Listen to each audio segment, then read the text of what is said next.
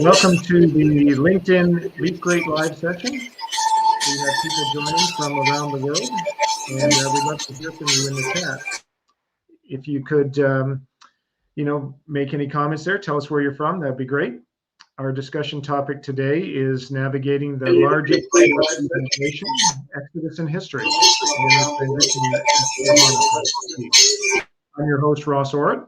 I've had the privilege of building several software companies for the enterprise, including one that SAP acquired in 2013. And through my active investing and board positions, including LeapGreat, I've had the opportunity to see the evolution of ERP over multiple decades. I am joined today by Bob Cummings, CEO of LeapGreat, and a 30-year veteran of SAP. We will start with some proactive questions, and then I'll try to pose some of your questions that you can enter in the chat. So Bob, what you did at SAP as it relates to this migration coming up. You're a veteran of SAP.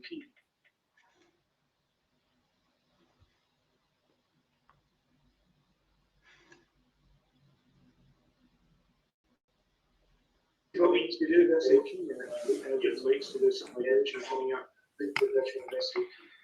Yeah, hey, Ross, I think there's a real echo on your side. I'm sorry, can you hear me okay?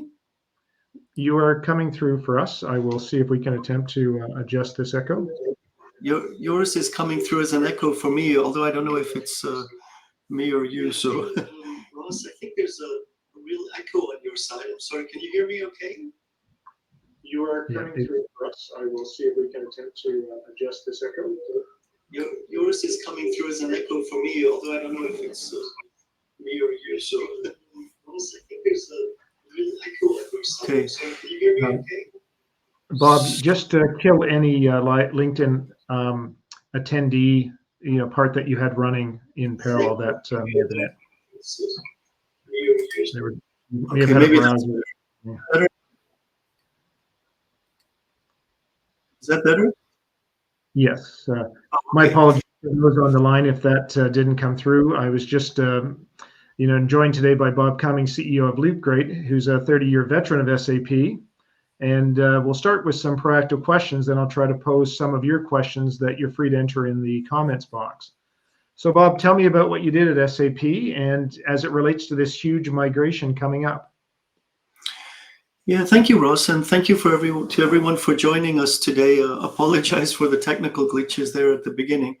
I started doing SAP implementations right out of college in the summer of 1990, implementing SAP R2 at the first SAP customers in North America. I didn't really know what I was doing at the time. We had a very steep learning curve in those days, and I guess I kind of got hooked on SAP because I've spent the last almost 35 years doing SAP, both in the ecosystem and at SAP itself, where I spent 27 years in a variety of roles, from consulting to development and industry management to de-escalation support, as well as being a board assistant for several running strategic projects. At the time, I was responsible in the day for the move programs from R2 installed base to R3, and then again from R3 to ECC. And now I'm excited about the move from ECC to SAP S/4HANA. So maybe it's third time lucky. That sounds great. And so why did you leave SAP, Bob? Well, when I was at SAP, I was very blessed to be able to work with really many talented people. But there was a special group of very experienced consultants and engineers who were very focused on trying to make ERP easier to implement. And I actually joined this group, who also left at the same time to start LeapGreat. They're definitely some of the most experienced and passionate SAP people I've ever seen, much more experienced than me. One gentleman on our team even implemented the SAP R1 system in the very early days, the first SAP ERP system, working with Hasso Plattner and Dietmar Hopp at the very first SAP customers. So we left SAP together, not because we were unhappy at SAP. In fact, we were very happy and all having actually a really wonderful time at SAP. It was just we still today have a great passion and energy for SAP, but we saw an opportunity to solve an age-old problem at a time when thousands of customers are looking for help to move to the next generation of SAP ERP, which is SAP S/4HANA. And so over the years, this team had the opportunity of interacting with hundreds of companies, and we noticed that this old problem still lingers on. If you Google ERP project risk statistics, you'll see that there are some very sobering statistics about how more than half of ERP projects run over time, over budget, and even fail or cause massive disruption. This is nothing new. This has been a problem for as long as I can remember. Executives we have spoken to over the years lament how complex and expensive ERP projects are, and are often extremely concerned about the risk of these projects, and very often push the decision to upgrade far into the future. That is, in fact, one reason why there's such a huge backlog of tens of thousands of customers who still need to upgrade. And this team has been working for many years on how to reduce that risk and solve that problem. What we noticed was that the problem had nothing really to do with the SAP software or even the quality of the implementation teams. It has to do with something in the nature of ERP projects. ERP projects are not like discrete CRM or HR projects. ERP really touches every part of the enterprise.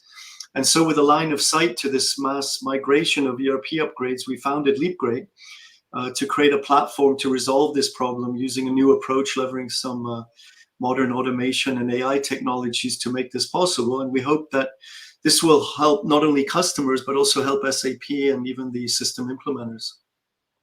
That's interesting that you I caught up on that word that you said, risk and around that, because often when I hear people talk about software, they get excited about the technology, and they often don't talk about the impacts to business and the risk.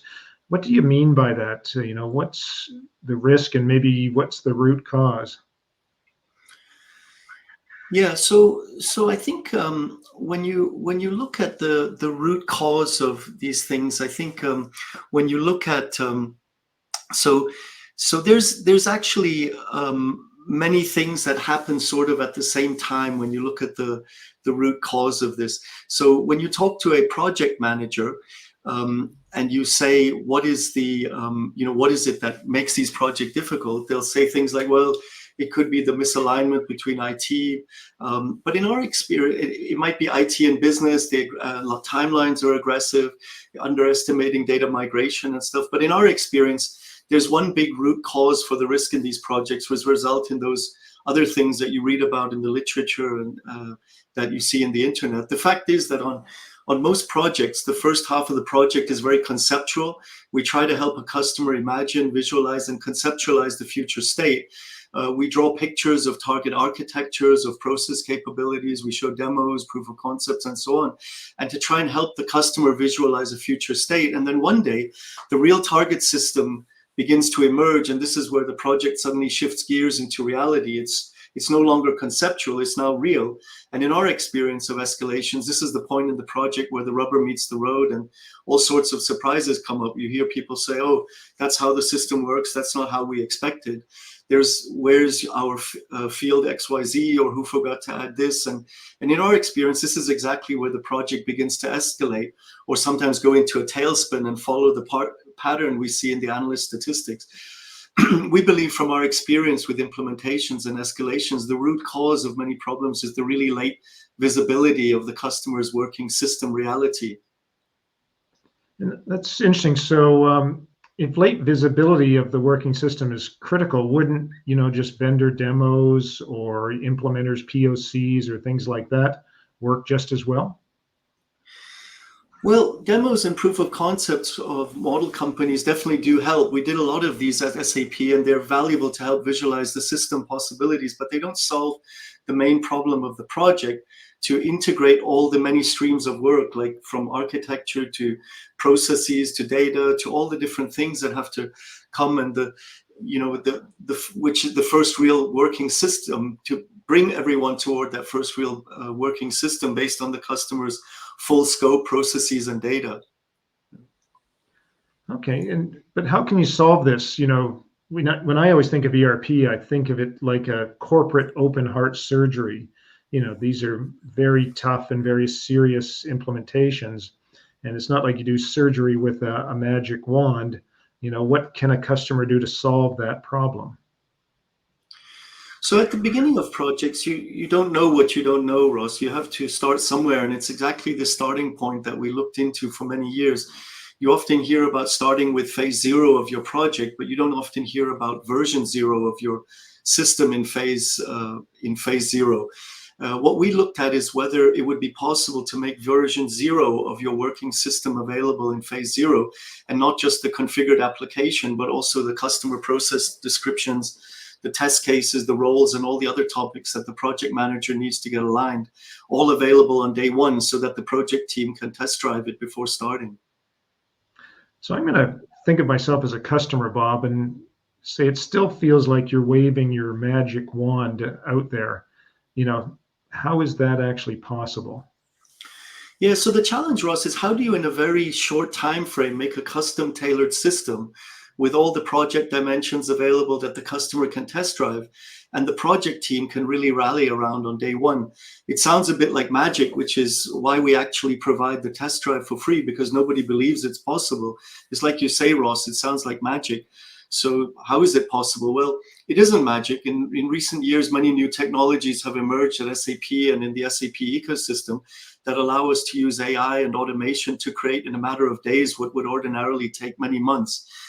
We pour our team's knowledge from decades of implementation experience into intelligent automation, and have something like an automated implementation factory that can generate and regenerate a running system very quickly, usually within a week of receiving the information and data from the customer. We then train the team on their own system with a special focus on all the streams of work that the project manager needs to coordinate. They can then test drive the system, and from this point on, we can iterate and refine the system in a true agile approach. It helps you go much more quickly through all the steps in the project methodology. It's not a demo or POC that you throw away, but the real project development system built as an MVP that will now be refined to become the QA system and then productive. And so, Ross, we try to borrow from manufacturing paradigm rather than an engineering paradigm. Most ERP projects we have been on are engineer to order type projects, meaning you specify what you want and then start a project to build it. We're instead trying to provide a kind of assemble to order approach based on a stable, repeatable platform, and that goes back and forth to an automated factory, a bit like the car industry does when it builds your custom personalized car in an automated factory based on a common platform. That's interesting. I can sort of see a bit of the car example because I have a daughter who had a Camry, which was very similar to the platform that they use for their, on the Lexus side, a lot of shared components, and probably that same kind of analogy. But I wonder if you can give us more of a practical example, in the world of ERP versus, maybe comparing to cars. Is there more a practical example of, and maybe highlighting, how that brought the risk down for the customer and sped things up? Yeah, so one customer we had been trying for 6 months to get requirements, specifications, blueprints together and to design their future system. They had the typical problems of getting teams on the same page and trying to align the business with IT, and had come to a bit of a deadlock in the process with some delays and no system. We got connected to this company and suggested what we call a front-loading exercise. We had a 2-day workshop with them and asked them to let us come back to them quickly with what we thought based on what we learned. There's about their world, and we gave them their system and project tooling and showed them what it would look like. And we came back, in their case, it was 10 days, and they showed them their working system with their working project tooling. They were ecstatic, even though much still had to be done in the details. It completely revolutionized the nature of the ERP project from one of conceptualization and then implementation to one of driving first and then iteratively refining in a true kind of agile approach. And we have another example of a company who's not even on SAP. For them, it's an even bigger jump. So we're offering them a starting point, which ordinarily they would take about 9 months to a year to get to.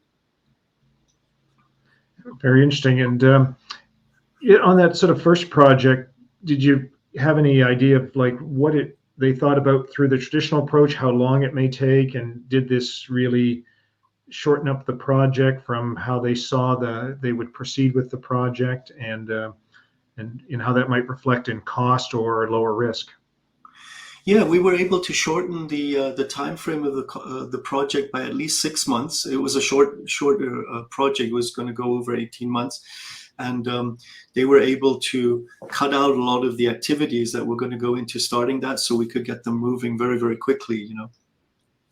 And so, if I understand correctly, it's kind of they had spent 6+ months, and then they were going to save an additional 6 months on at least on the back end, moving that forward, and a lot of the activity. So it's less, implementation, be it their own people or the implementer, as well as less time in the project, if I understand you correctly. Exactly. Yeah. Okay. And so here's a couple of other questions that I would think are on people's minds. So what about, if I'm a customer, if I've already started an S4 migration, does any of this help me? Yeah, so we also see companies that are deep in the project already, or even already live on SAP S/4HANA. Some companies look toward like next steps, like global rollouts or things. So this is an area where we also have a special use case for helping rollouts. Often on global rollouts, you have the problem that a global template is made, and the expectation is that this is copied and pasted into the countries or plants. The truth is that these are still full projects in themselves. And what we do with these customers is to front load the country or plant so that the rollout is less risky, faster, and less disruptive through early visibility, test driving. We do alignment and rapid refinement. So there's many ways to use this. And when you said front load, what do you mean by that? Because I often think of, all the activities at the back of the project. Is there something you can expand on? So we do an exercise which we call front loading, because we believe most projects are backloaded, where what we do is we try to bring a lot of the heavy lifting to the front so we can spread it out. And what that is really taking the data from the customer, putting it into a system in a very high speed using automation tools. So that this is really the secret sauce behind this is this very experienced team has poured their knowledge into these automation tools and has brought these, is able to turn this around and generate the system very quickly. And so what we do is the front loading exercise allows the customer to test drive the system before they move forward. And most companies don't even believe this is possible. So usually what we do is do that exercise for free so that we can show them. And then usually what we do is then move on to refinements of that. Yeah. And I guess you mentioned earlier about, I picked up on the word complexity, and I think about, probably in the R3 and our ECC worlds, you probably, I don't know if those were easier migrations, but the system was probably more monolithic at the time. And now we've got a lot of complexity with the cloud and all the different tools and lots of different choices. Can you comment about really how complexity is dealt with, or are these things just all of a sudden become simple projects? Yeah, so risk really comes from not knowing what you don't know, and also from the complexity. So what we also try to do is to remove some of this complexity, firstly providing this version 0 system with a very simple navigation tool and cockpit that guides, that kind of holds the hand and guides the customer and the project team through all the firstly, all the project aspects of the project tools, so the testing, the architecture, the processes and documentation, then directly into the SAP S/4HANA system itself. We also connect the documentation and the diagrams, like what you might see in Signavio and stuff. We connect that to the actual live system so that someone who might not know SAP very well can quickly and easily find their way through the system and even operate the system, even if they have never seen SAP before. This removes a lot of risk because you're immediately in control of all aspects of the project. Okay, very good. And I had a couple other questions myself, but I'd love to hear if there's any questions from the audience. Please feel free to ask away in the comments, and we'll make sure that we can bring those together, for Bob. And while you ponder that, maybe I'll ask, Bob, one more question is, where do SAP best practices fit into this? Yeah, so many years ago, I did 2 projects at the same time with 2 companies in the oil industry. They basically did the same thing and were very similar. The first company said they wanted to change their company to fit the software, and the second company said they wanted to change the software to fit their company. it was very fascinating because they were on two spectrums. They were really serious about it. Most of the time you have a little bit of half-half. And I was fascinated to see how these very fundamentally different mindsets led to extremely different projects. So SAP was flexible enough to accommodate both, but the first company was able to derive many other benefits down the road and had a much smoother project. The second company, 15 years later, made a decision to re-implement because they recognized the lost opportunity of not using many of the best practices. So the reason I have always been impressed by SAP is not just that the software foundation is extremely powerful and flexible, but that companies can benefit from the experience of thousands of customers worldwide and leverage industry best practices. In fact, what surprised me most when I joined SAP was that most of the talk was not about technology, but about business processes and what patterns people saw in the industry. And the more that companies try to adopt best practices, the closer they can stay to standard and the easier later upgrades become. And it really helps when you want to leverage new developments, like we're going to see this with AI or automation, because they work best on standardized platforms. But of course, there are often special processes unique to the customer which can be implemented. SAP is very flexible to enable parameterization. If you need enhancements, there are technologies today that allow you to put those in a side-by-side format so that you can still maintain a clean core and benefit from future developments and easier future upgrades. You know? Okay, great. We had a question from Frank asking that working with a customer that is ECC, Oracle, and others, as you know, probably often happens with acquisitions, is this approach usable in such a complex scenario? Yeah, so like I said, what we often find is that you know, nowadays when you do a business case to do an upgrade of your ERP system, I mean, it's very hard to get these kind of these business cases through the board. It's really for it's not enough to just say it's a maintenance. You know, maintenance is ending. It has to be about, you know, many things like moving to the cloud, moving to you know, to in memory, moving to new functionality, moving all the many things. And one of the things which is based on that question is, how do you consolidate onto a system? How do you bring systems together that might have come in from, you know, mergers and acquisitions and stuff? So I think if you have a kind of a North Star where you work toward, how do you bring all of the different areas together? And we found that in the approach of bringing it early very quickly, especially if you're going to SAP, of course, you might need to bring the Oracle people on board, the people who've been used to using Oracle, used to using other systems. We're doing one with a company who's using a mainframe system right now. How do you bring them on board very quickly and give them a version 0 so that they can move very fast into the future, you know? Great. And so the question is, next question would be, how can you deliver a working system in 7 days when it normally takes 4 to 6 months to get a POC in place? Yeah, so that's that same with the magic wand you meant. It's not magic the way we do it.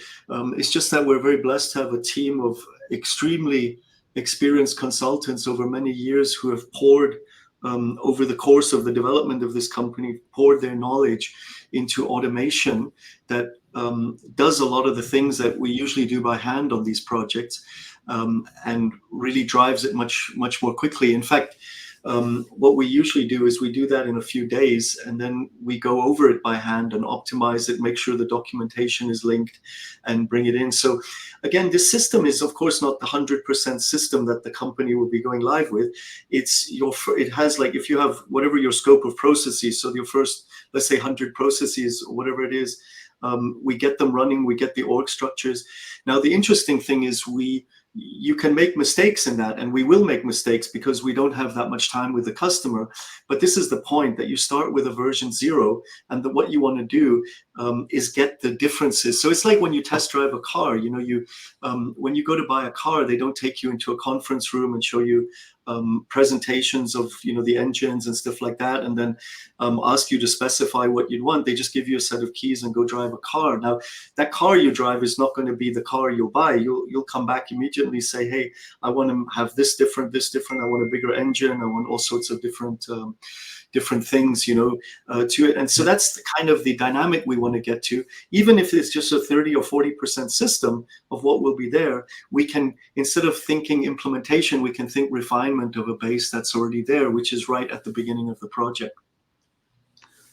And Bob, we're heading to the end of our official 30 minutes here. There was a couple of more questions that we may not be able to get to, but I'm wondering in the final 30 seconds, can you summarize one or two key takeaways you want the audience to leave with? Yeah, so I think we're living through a kind of a sea change. There's a lot of movement that's coming. It's an important time. I think this is kind of a once in a lifetime ERP opportunity to upgrade and really get a lot of benefit out of it. And it's critical to get it right. So when you start a project, like I said, instead of thinking only phase 0, think version 0. You wouldn't buy a car without test driving it. Why would you do that with your SAP, your ERP transformation? And instead of thinking implementation, think iterative, agile refinement. And instead of lots of dispersed silos and collateral, think of a transparent center of control from which to align everyone. And if you can get that at the beginning of your project, you can really speed things up and get a lot more value from the system. That's great. Thank you very much, Bob. And my apologies for the initial technical glitches, but hopefully you enjoyed the conversation today. We will be making a copy of the recording available from the LeapGreat LinkedIn page for those that you might want to pass on to somebody else that would be interested. And I'm sure Bob would always be interested in a reach out for those with additional questions, and we'll try for those questions that we weren't able to answer to get back to them one-on-one.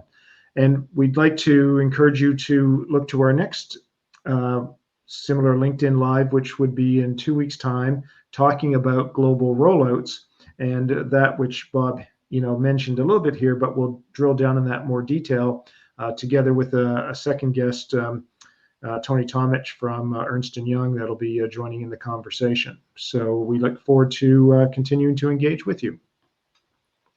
Thank you.